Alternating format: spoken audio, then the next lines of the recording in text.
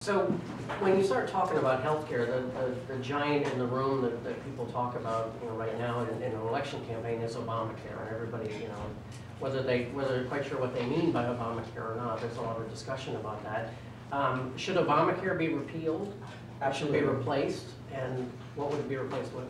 Well, it absolutely ought to be repealed, and it's another big consideration for when Republicans are choosing who their nominee is.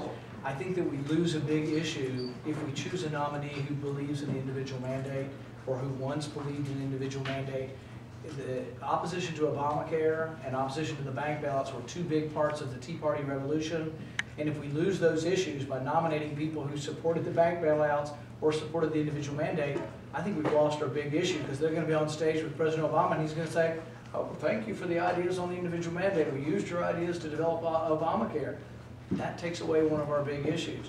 But yeah, repeal Obamacare, and what we replace it with has to be more market reforms.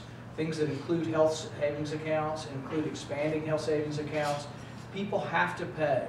You have to connect the consumer to the health care, and that's what brings prices down.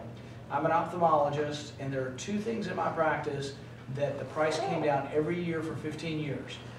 They were not covered by insurance. So it's sort of the opposite of what people think. They want everything to be covered by insurance. Once it's covered by insurance, the price rises. But if you have to pay cash and it hurts you out of your wallet to pay for something, the prices are bid down.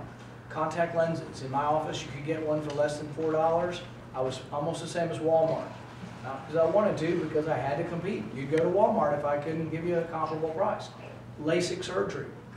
It's much more expensive, but the price went down every year because insurance doesn't cover it, and the average person who's thinking about LASIK goes to 3 different doctors. They compare them for quality, background, reputation, and price.